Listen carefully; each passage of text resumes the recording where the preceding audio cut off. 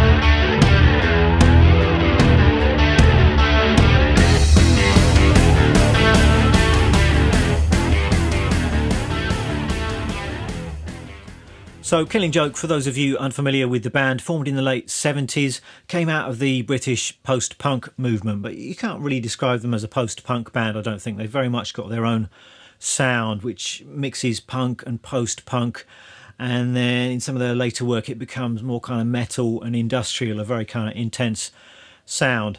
And I'm not going to pretend to be some Killing Joke expert. I like Killing Joke, but I suppose I'm familiar with maybe 4 or 5 of their records, but I think they've made at least 15 albums, some of which I've not listened to. And for me, the essential Killing Joke records are the first record, which still sounds amazing. I like the third album too, which is called Revelations and was recorded in Germany with the great krautrock producer Conny Plank, and also the record Nighttime, which this song 80s was taken from, came out in 1985, and I think that was the first time I heard Killing Joke. They had a hit single in the UK called Love Like Blood, and I remember having that on one of these kind of pop cassettes, like a Now That's What I Call Music type of compilation or something, and this track was on there, and it just stood out to me. It's like, what the hell is this, amongst all of the kind of standard issue 80s pop music. Anyway, let me get started and I'll show you how to play a few of these riffs.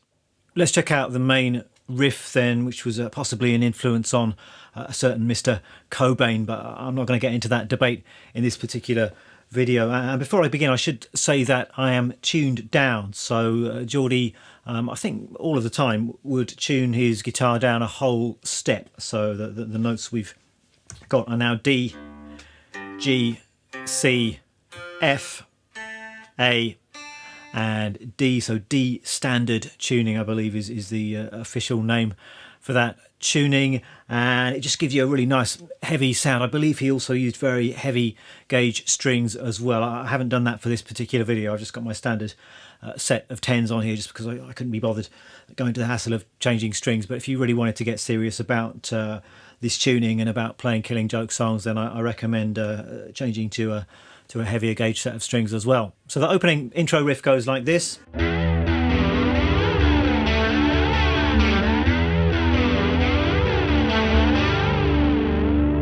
What a great classic riff this is, and we're starting here with the 2nd fret on the 6th string and then the open 5th string, just kind of rocking back and forth between those two notes. Open 6th string twice, then we're skipping over and playing this little melody over on the 3rd string at the 4th fret and the 2nd fret, and in between those notes we're rocking back to the open 6th string. So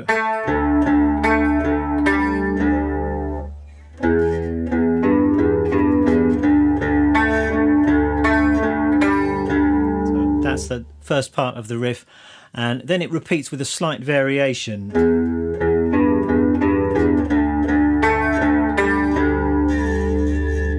And quite a challenging riff to play up to speed, this one, just because we've got that string skipping going on. We're kind of skipping 2 strings from the 6th string over to the 3rd string, so you might want to practice this one slowly.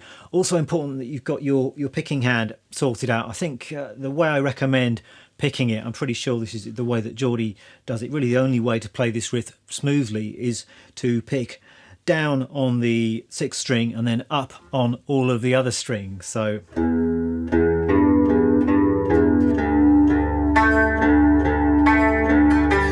just get that feeling like you're rocking back and forth between those strings. It just makes the string skips a lot more easy than if you were using alternate picking. So that's the intro. Then the band comes in and the main riff is repeated. Essentially it's the same riff, just with a subtle difference to it. So the main riff, once the band comes in, sounds like this.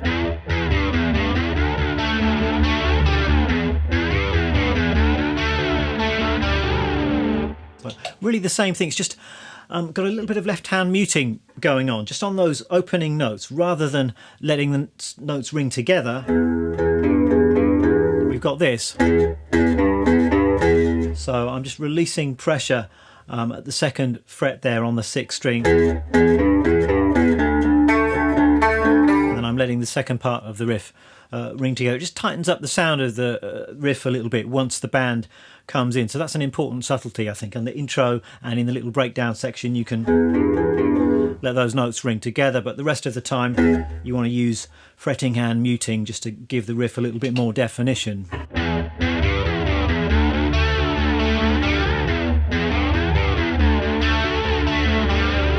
Also, we're just repeating that riff exactly the same way every time once the band kicks in. We haven't got that variation that you hear in the introduction, though I think that does happen maybe a couple of times later in the song, usually before the song goes into another section.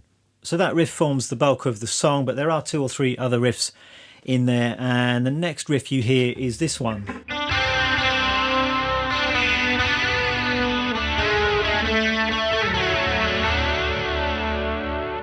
A classic Geordie Walker riff, this one. It's got some nice droning open strings, some dissonant intervals. It essentially is just this melody.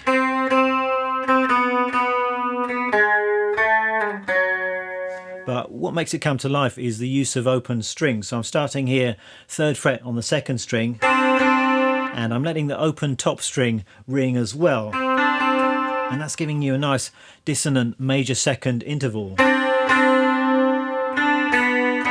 Just coming down to the 2nd fret, then over onto the 3rd string at the 3rd fret, and I've got the open 2nd string, and this is a minor 2nd interval, so even more dissonant sounding, and then just going up 1 fret and then down to the 1st fret, and this has got this nice kind of almost Lydian sound to it, that kind of sharp 4 interval in there, which I know that Geordie favoured. So that's our next riff. Let me just turn on the overdrive and the effects and play that up to speed.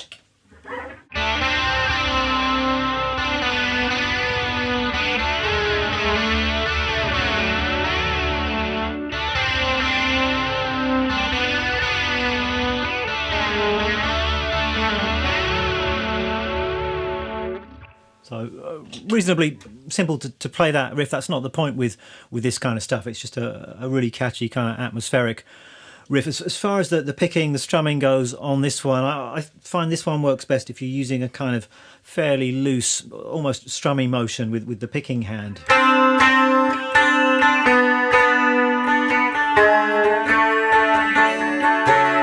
Just allows all of those strings to ring together nicely. Next riff is a really simple one. It's just the one that goes like this.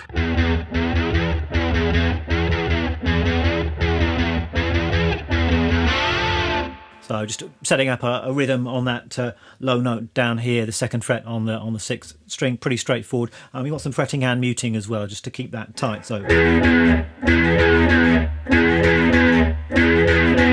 and there's just one more riff. This is kind of a guitar solo. I mean, Geordie wasn't really a guitar solo kind of a guy, in terms of kind of playing blues licks or anything like that. So it's more of a composed kind of instrumental break. Again, a very catchy melody, and that's the bit that goes like this.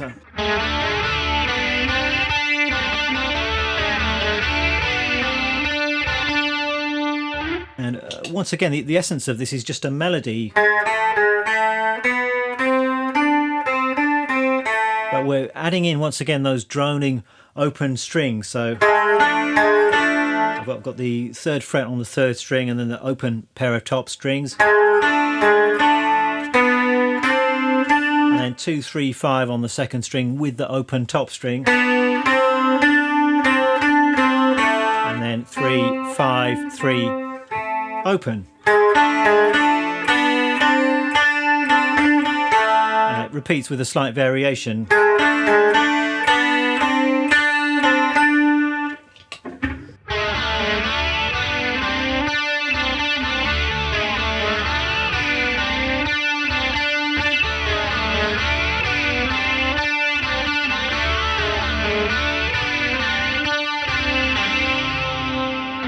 And that's really it as far as the riffs are concerned. Nothing super technical going on here, but obviously it's not easy to play it as well as Geordie plays it.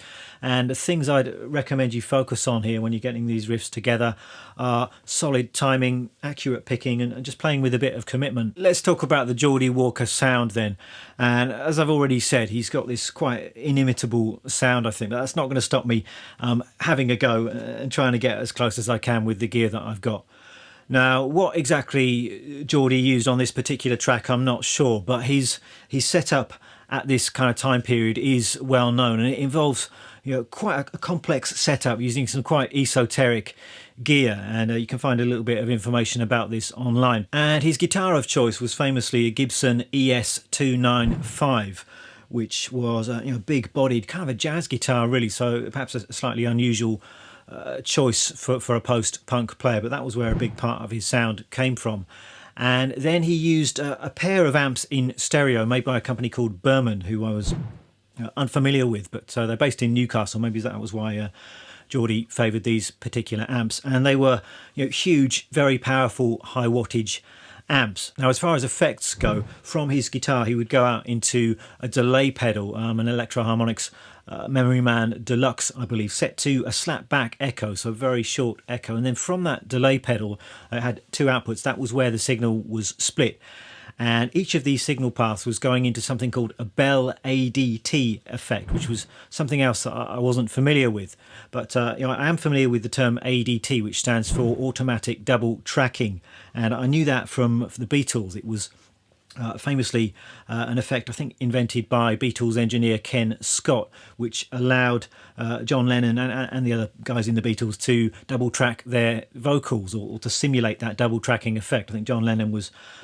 always too lazy to be bothered to double track his vocals manually, so he did it mechanically through this kind of procedure involving another tape machine, and the signal was split, and the second signal was delayed slightly and modulated to simulate this kind of double tracking effect. So what I decided to do today is just approximate this sound using the gear that I've got, and I have gone stereo today, so I've got a couple of amps out behind me. I've got my Fender Princeton, and then next to it I've got my Fender Super Champ, which I've had for years. I've not used it that much recently, but it's a very good sounding amp, so I've got both of those amps set fairly clean. The guitar I've chosen today is my Vox Virage.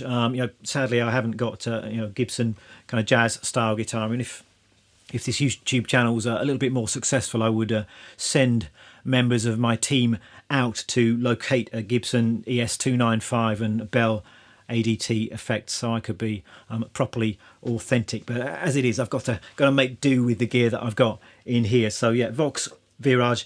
It's not exactly a semi-acoustic guitar, but it's got these kind of tone chambers in there, so it's got a bit of resonance, which is what I wanted for this sound. From there, I'm going to a delay pedal. I haven't got an Electro Harmonix Memory Man Deluxe, but I've got this Boss delay down here. Got that set for a slap back. It's got 2 outputs. So from those 2 outputs, I'm going into a pair of chorus pedals. So why it's useful to have tons of chorus pedals. I've got a Boss, what is this, the CE2 Wazza, and then I've got a small clone, a little nod to Kurt Cobain there, I think. And then from the chorus pedals, one of them is going out into the Princeton and the other is going into the Super Champ.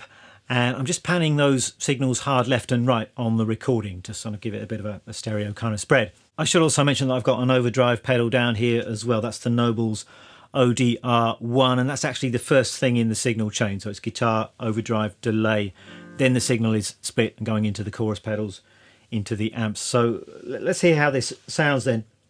And I've turned all of the effects off to start with, and this is the sound of just the Super Champ.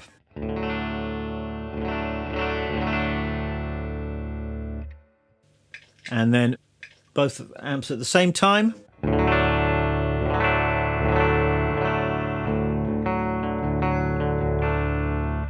And then if I turn on the delay, and that's set for this short slap back sound.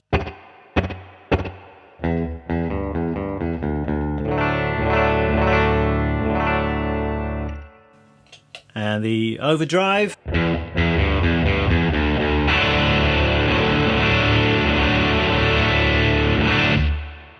And then finally the 2 chorus pedals.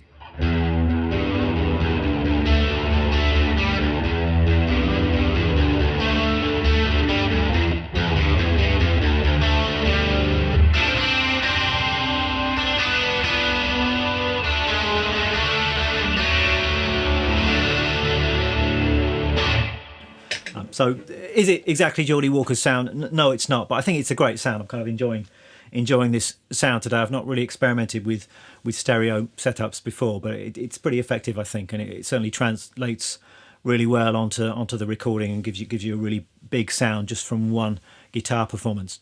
That's it for this video. I hope you enjoyed it. If you would like me to look at some more Killing Joke, maybe some deeper cuts, then do let me know your suggestions. If you want tab and backing track for this one, those things can be found on my Patreon page. Thanks a lot for watching, and I'll see you next time.